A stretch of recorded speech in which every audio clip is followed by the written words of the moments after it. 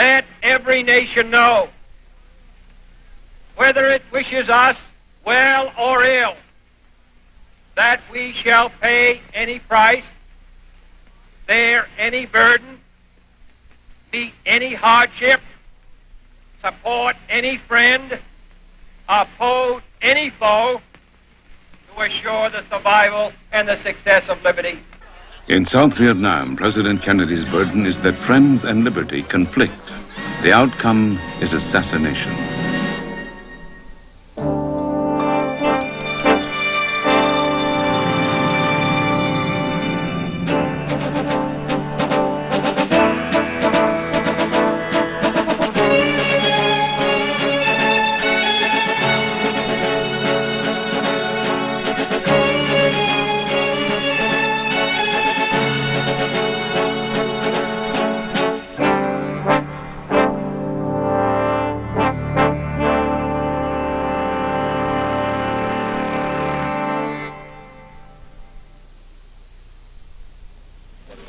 Here now is the Chief Executive.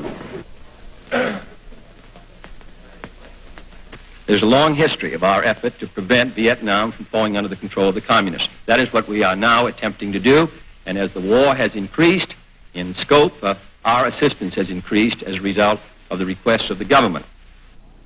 June 1963, President John F. Kennedy's support of the Saigon government is shaken by internal opposition led by the Buddhists. In Saigon, an elderly monk burns himself to death in protest against religious discrimination. The highly publicized suicide further dismays President Kennedy, who is about to appoint a new ambassador, Henry Cabot Lodge.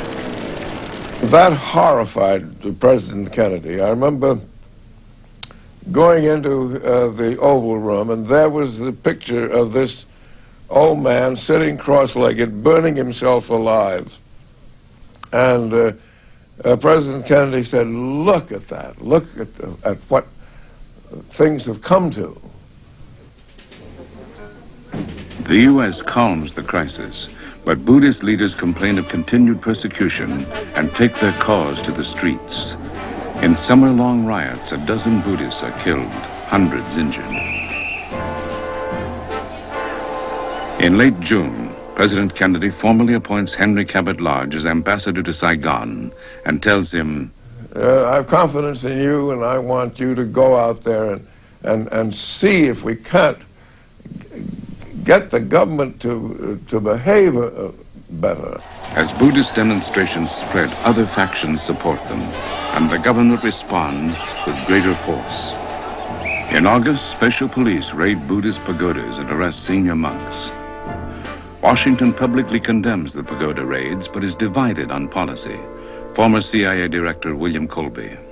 That period of 1963 was one of the most agonizing and intense periods of debate that I've ever experienced inside our government. There was a very intense division of opinion in the government. The division is over South Vietnam's President Ngo Dinh Diem, whether he's a viable ally after 8 years of autocratic family rule. Washington decides Diem may regain popularity if his brother and chief advisor, Ngo, is removed. Washington cables Ambassador Lodge. He is told to inform key Vietnamese generals of American concern. But the cable is interpreted as a green light for a coup d'etat. An author of the cable, Assistant Secretary of State Roger Hilsman. The overall gist of that cable was to say that we would prefer a government continuing with Diem, but if they felt, the generals, that they had no choice, then we would examine the government that they established on its own merits. Now, of course, there is no question that this, with all of its hedges, does encourage them. We frightened an awful lot of generals by asking them because they were terrified that this would get back to the government and lead to their arrest and incarceration, if at least. They said no at that time, but they said, if we get interested, we'll give you a call sometime. The generals are not yet ready to act, but the climate for a coup develops in late August. 5 days after his arrival, Ambassador Lodge sends Washington an optimistic appraisal of a revolt by the generals. political pressure mounts in early September. 800 high school students are arrested for joining Buddhist protests. Kennedy is concerned over Diem's actions, but the possible loss of South Vietnam alarms him. We don't want to have a repetition of China, because that was the most damaging event, certainly, that's occurred to us, and perhaps in this century, when that passed into the control of the communists. What has concerned us is the events of the past 2 months do not give us as great an assurance for success in the struggle as was true up till May and June. Now we are attempting to use our influence to bring the situation back to what it was. Kennedy and his advisors first consider how to pressure for reforms. They advise Ambassador Lodge to discourage coup plans, but to cultivate coup leaders. This brings in the CIA and the involvement throughout of Agent Lucien Conin. It was quite obvious that if at any one point that this American hand had shown that the whole thing would blow up, and therefore it would be an extreme embarrassment. Therefore, Ambassador Lodge made it very clear to me that if something went wrong, that he would have to be able to have deniability that I even existed. By October, the generals are ready with a coup plan. Its initiators include the Deputy Chief of Staff and Diem's personal military advisor, General Min. Min directs overall coup activities. He presents CIA agent Conin with proposals to overthrow the government, including assassination. Conin passes the information to Ambassador Lodge. Washington goes further. President Kennedy, Secretary of State Rusk, and Defense Secretary McNamara evaluate policy. They consider the coup proposals of General Min, then cable secret approval to Ambassador Lodge. The generals get the green light. My instructions were that I was to inform General Min that the United States government would not thwart their coup. And I conveyed this. Now, this was a Vietnamese general's coup, yes, but I think the fundamentals of it were decided in our White House, because a few weeks before, the president in a press conference had said that it was essential to contemplate new people in the Vietnamese government, and that could only be interpreted as the president and his brother in any real terms. Now, these were green lights to the generals to go ahead, reinforced by a question raised by one of them that if the Diem regime were replaced, would the United States continue to support a successor regime, obviously led by the government's? Answer from the White House, yes. Now, if you ask for a green light for a coup, I think that's it. By late October, Chief of Staff General Tran Van Don joins the plot. He becomes the go-between with the U.S. Embassy. General Don meets with Agent Conin, who wants definite information. But the generals are reluctant to reveal details of their plans to the CIA. Conin keeps pressuring. On the 25th of October, once again, Lucien Conin came to ask me when we plan to make the coup. How to answer him, I don't know. And that is a very delicate question. And I asked him again, are you authorized from the American side to talk with me and discuss with me about the coup? He said, yes, by Cabot Lodge. I said, Cabot Lodge didn't tell me anything. They wanted it to take its course. They wanted the Vietnamese to run it as a Vietnamese thing. And Washington said they would stay out of it, and they stayed out of it. Of course, after that, Lucien Conin came to ask me the plan, to ask me the day and time. And I refused to say anything about it because I told to Conin, I am not authorized to say anything about it.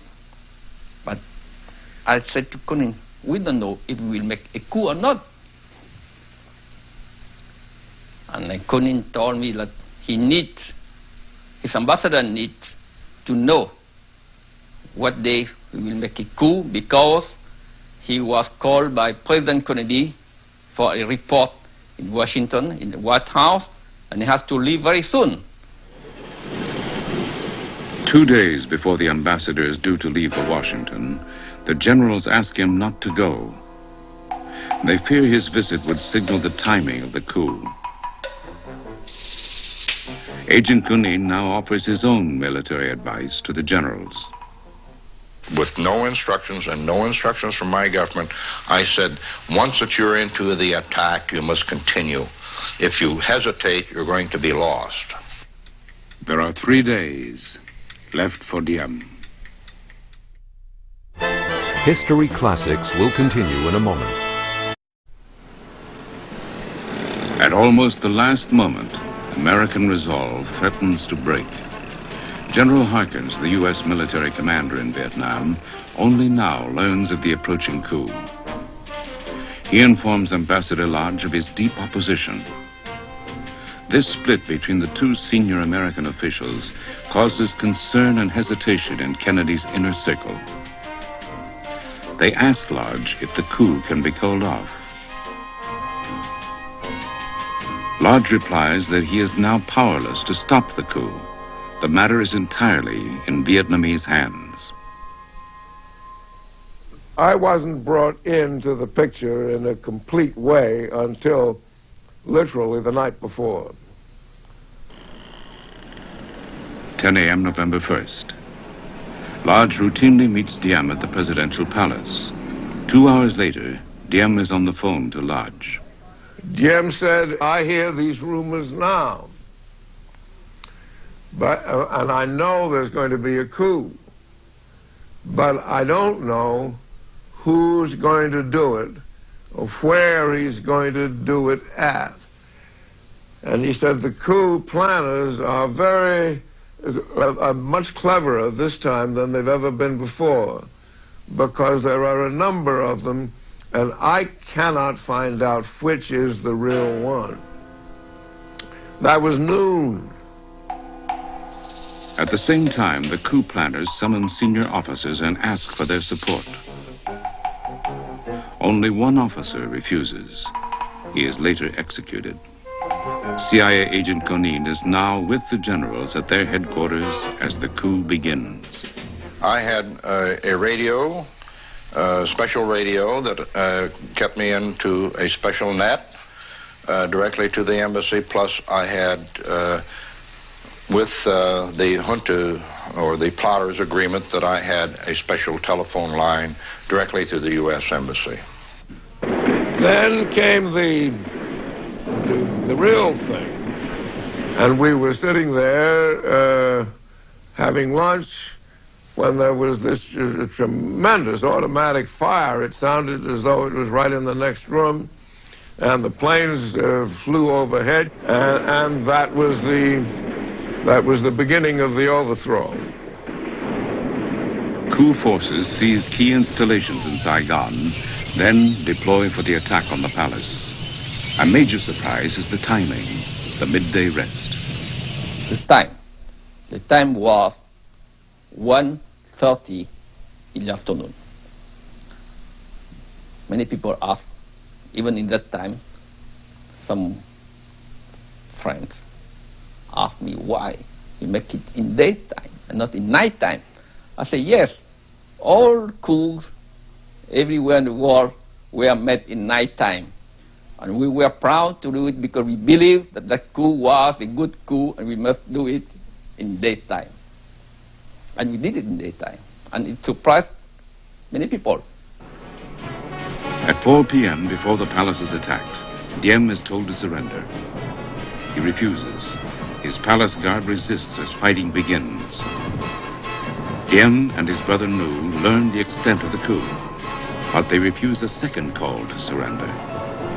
The coup leaders broadcast for public support, stating the old regime is finished. Diem now appeals to the Americans. The telephone rang, and it was President Diem saying that the coup had begun. and he wanted to know what I was going to do. And I said that the obvious truth, that I had no instructions, that it was 4 o'clock in the morning in Washington, and I'd had no opportunity to do it. Oh, well, he said, you must know what the policy is. Well, I said, I don't know what the policy is for every circumstance. And I said, I'm worried about your safety. And I said, I've made arrangements to get you out of the country so as to protect your safety. And I said, if you don't like to do that, I said, I've made arrangements which would authorize your becoming titular chief of state. And you can stay here in a position of honor, and you'll be relatively safe. Oh, he said, I don't want to do that. He said, I want to restore order, and I'm going back now to restore order, and he hung up. The generals seek a quick end to the coup. They make repeated calls on Diem to surrender. Diem and his brother won't give up. They try to rally support, as they had successfully done in a coup attempt 3 years earlier. This time, they fail and secretly flee the palace in the early evening. They go to a previously arranged hideaway, the home of a Chinese friend in the suburb of Cholon. By early next morning, Diem realizes his presidency is lost. He offers his surrender to the coup leaders, but hides his exact location. Diem instructs his loyal soldiers at the palace to cease fighting. Then he seeks refuge in a Catholic church. At 6:50 a.m., Diem and his brother phone the generals and surrender to a military guard sent to arrest them.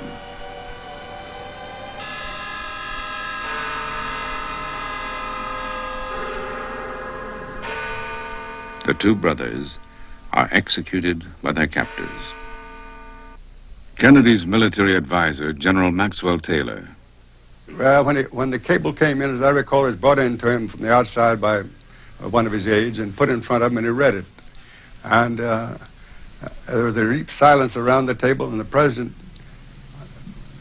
was obviously shaken by this, sprang to his feet and walked out of the room saying nothing to anybody.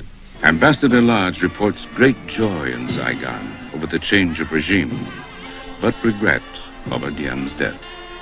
With the new era in Saigon, Washington quickly announces its willingness to continue all American aid programs to Vietnam. 3 days later, the United States recognizes the new government.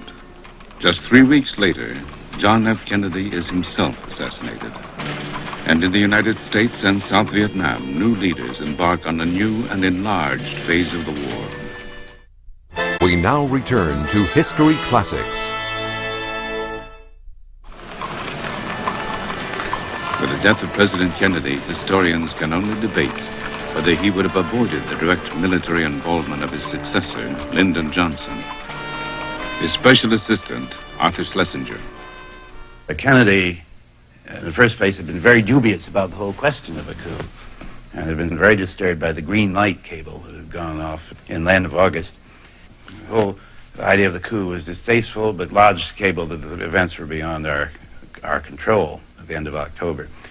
And then the death of Diem upset him, I think partly because he was a humane man, didn't like people being killed, particularly perhaps other heads of state, but in part because he may have feared that this was going to pull us in some other way, because this coup having taken place, we having a relationship to it, increased our responsibility.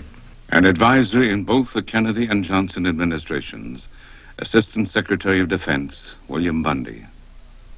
Certainly President Johnson thought he was carrying on exactly the basic policy that President Kennedy had pursued. That is not to say for a moment that President Kennedy, had he lived, would have necessarily taken the same kinds of decisions that President Johnson did.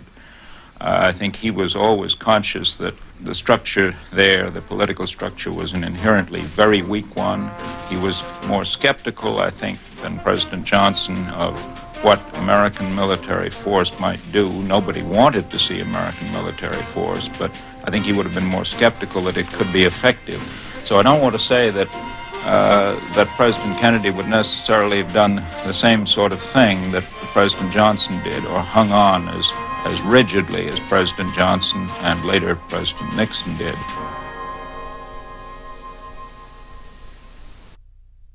Professionals live by them. Have I got an